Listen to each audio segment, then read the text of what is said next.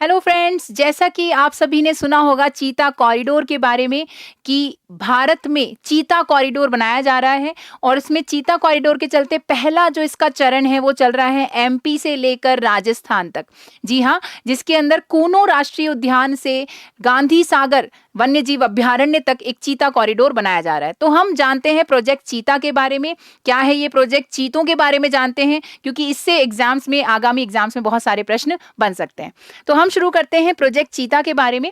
ये प्रोजेक्ट चीता जो है ये चीते प्रजाति के लिए चलाया जा रहा है। जैसे कई लोगों को कंफ्यूजन रहता है कि टाइगर ही चीता है। जी नहीं, टाइगर को कहते हैं बाघ, चीता अलग बिग कैट है। ये भी एक बिग कैट है लेकिन बाघ से अलग है और इसका साइंटिफिक नेम है एसिनोनिक्स जुबैटस। ठीक है, इस प्रोजेक्ट चीता जो है ये भारत की एक चीतों की संरक्षण की परियोजना है जिसके अंतर्गत चीतों का संरक्षण किया जाना है। वैसे हम बात करें, भारत से प्राकृतिक रूप से चीते 1952 में ही लुप्त हो चुके हैं और पूरे एशिया में भी लगभग ये काफी हद तक लुप्त हो चुके हैं। सिर्फ ईरान में ही थोड़े बहुत चीते अब बचे हैं। तो हम थोड़ा सा जानते हैं इसके बारे में कि इसका उद्देश्य भारत में विलुप्त हो चुके चीतों को फिर से बसाना है और इसके लिए ये परियोजना शुरू की गई थी वर्ष 2022 में। 2022 में प्रोजेक्ट चीता जो है लॉन्च किया गया था। इस प्रोजेक्ट चीता की बात करें तो यह विश्व की प्रथम inter continental large wild carnivore translocation परियोजना है, यानी कि अंतर महाद्वीपीय स्तर पर दो महाद्वीपों के बीच में इतने बड़े जंगली मांसाहारी जानवरों का स्थानांतरण किया जाना है। क्योंकि ये एक बिग कैट है, लार्ज वाइल्ड कार्निवोर है और इसका ट्रांसलोकेशन काफी महत्वपूर्ण और काफी खतरनाक भी होता है, इसलिए ये विश्व की प्रथम ऐसी परियोजना है और इसके तहत भारत में 5 वर्षों में 50 चीतों को स्थापित करना है। यानी कि 2022 में ये परियोजना लॉन्च की गई थी, तो 2027 तक भारत में 50 चीते लाए जाने हैं, जिसके लिए भारत मुख्य रूप से अफ्रीका से चीतों को ला रहा है। तो इसमें हम बात करें इसके भारत में, तो भारत में एशियाई चीता आखिरी बार 1952 में ही विलुप्त हो चुका है और ये गंभीर रूप से संकटग्रस्त यानी कि क्रिटिकली एंडेंजर्ड स्पीशीज है। क्रिटिकली एंडेंजर्ड स्पीशीज इसे घोषित किया गया रेड डेटा बुक के अकॉर्डिंग, तो गंभीर रूप से संकटग्रस्त है।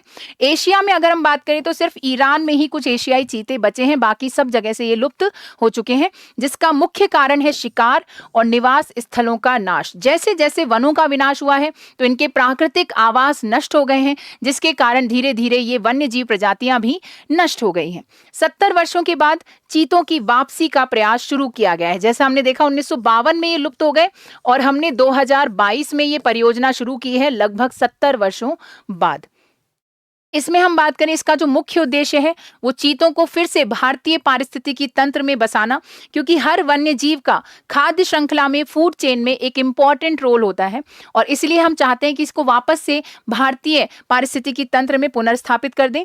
इसके अलावा जैव विविधता को बढ़ावा देना कि हम इससे बायोडाइवर्सिटी इंक्रीज कर सकें और वन्य जीव पर्यटन और स्थानीय अर्थव्यवस्था को प्रोत्साहित कर सकें। जैसे हम लोग टाइगर सफारी के लिए जाते हैं, लायन सफारी के लिए जाते हैं, वैसे ही चीता सफारी को भी पर्यटन के रूप में बाद में प्रमोट किया जा सकता है, जिससे लोकल कम्युनिटीज को भी काफी फायदा हो सकता है।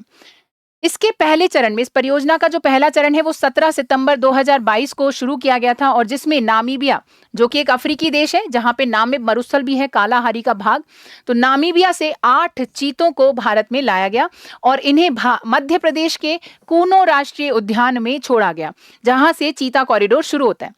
कूनो में 4 बिग कैट्स मिलती हैं वर्तमान में एक साथ। कौन कौन सी? बाघ यानी टाइगर, शेर यानी लायन, तेंदुआ यानी कि लेपर्ड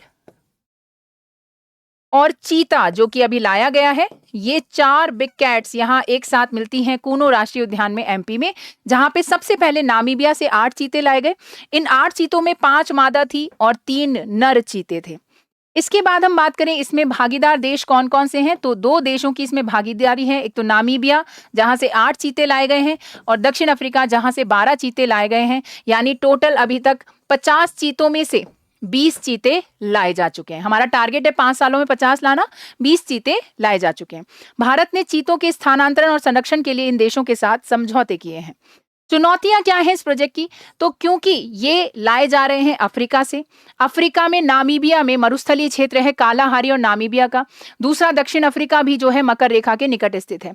तो हालांकि कर्क रेखा भारत के राजस्थान, गुजरात, मध्य प्रदेश क्षेत्रों से गुजरती है, तो मकर रेखा और कर्क रेखा की जलवायु लगभग समान होती है। तो इसलिए वैसे तो बहुत ज्यादा दिक्कत नहीं है, फिर भी नई जलवायु और पर्यावरण में इनका अनुकूलन महत्वपूर्ण रहने वाला है। अन्य शिकारी प्रजातियां जैसे कि हमने देखा कूनों में ऑलरेडी 3 बिग कैट्स हैं, टाइगर है, लायन है और इसके अलावा लेपर्ड है, उनसे इनका टकराव हो सकता है। इसके अलावा इनको फिर हमें शिकार और सुरक्षा से बचाव देना पड़ेगा। तो हम ये कह सकते हैं अंत में कि प्रोजेक्ट चीता भारत में वन्य जीव संरक्षण की दिशा में एक ऐतिहासिक कदम है। यह न केवल जैव विविधता के लिए बल्कि वैश्विक संरक्षण प्रयासों के लिए भी एक मिसाल है। तो ये था प्रोजेक्ट चीता, जहां से हम देखते हैं कि एग्जाम में क्वेश्चन आ सकते हैं।